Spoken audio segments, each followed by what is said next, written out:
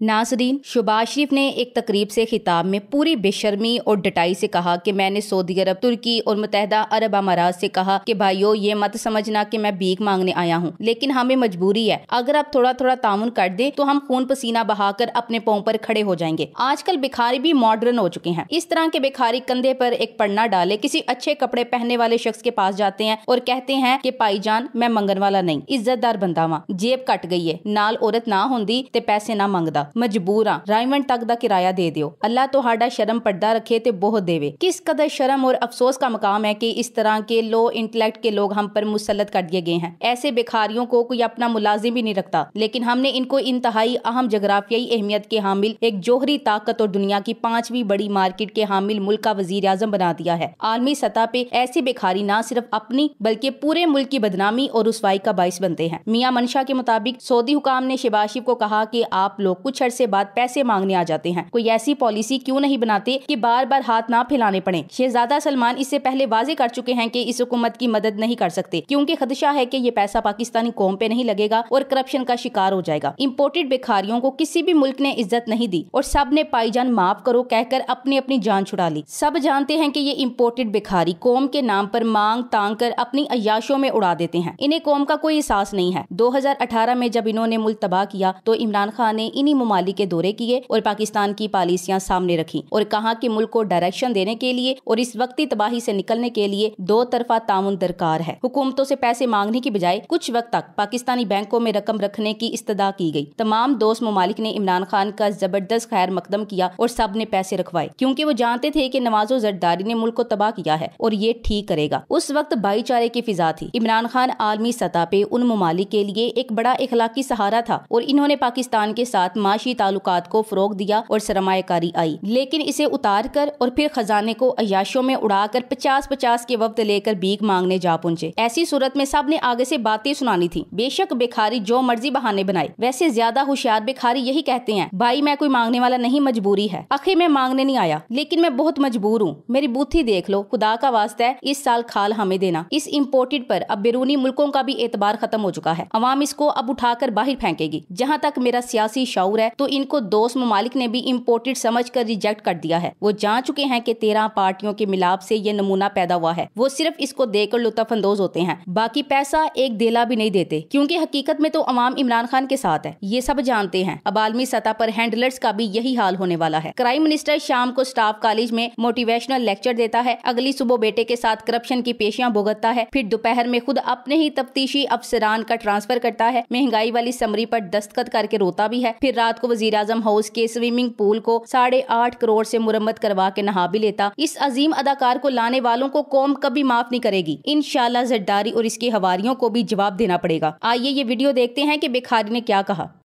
मैं सऊदी अरब से होके आया हूँ, मैं यूएई के होके, अभी मैं तुर्की होके आया हूँ, और मैंने उन भाइयों को कहा कि आप हमारे बड़े अजीम भाई हैं, हमेशा आपने हमारी मदद की।